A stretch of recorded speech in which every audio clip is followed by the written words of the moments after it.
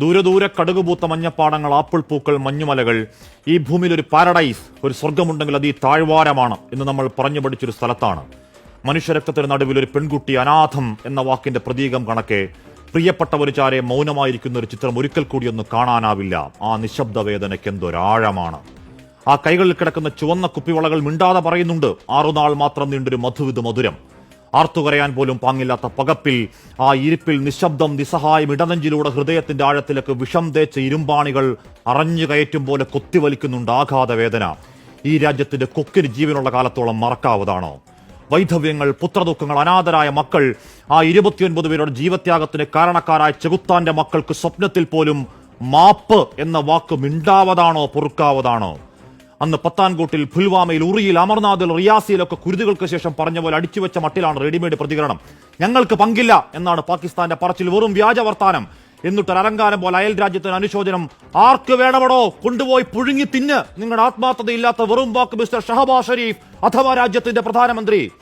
സൈന്യത്തോട് നേർക്കുനേർ നിൽക്കാൻ ധൈര്യമില്ലാത്ത പേടിത്തൂറികൾ. തോക്കെടുത്ത് നിരായുധരായ സാധാരണക്കാരെ കൊന്നൊടുക്കിയതിന്റെ സൂത്രധാരൻ സൈഫുള്ള കസൂരി ഹാഫിസ് സയ്യിദിന്റെ വലം കൈയാണെങ്കിൽ, ഇന്ത്യ വിരോധം കൊണ്ട് പിഴച്ചു പൊളിച്ച പാക് പട്ടാളത്തിന്റെ തലച്ചോറാണെങ്കിൽ, ISIയുടെ സാമന്തനാണെങ്കിൽ, ഞങ്ങൾക്ക് പങ്കില്ലെന്ന പച്ചക്കള്ളം പാകിസ്ഥാനെ പോയി പള്ളി പറ. മറന്നവരാണ് നിങ്ങൾ. പരാജയത്തിൽ ഉളുപ്പില്ലാതെ മുട്ടുകുത്തി ജീവന് വേണ്ടി തണ്ടിയ മേധാവി നിയാസയെ ഞങ്ങൾ വെറുതെ വിട്ട നാണം കെട്ട ചരിത്രം.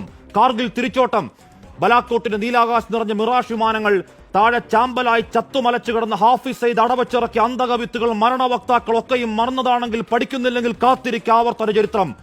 ചോര കൊണ്ട് അശനിവാദം. ഈ മഹാരാജ്യത്തിന്റെ പ്രതികാരം തടുക്കാൻ നിങ്ങളുടെ സൈനിക മേധാവി ഉണ്ടല്ലോ.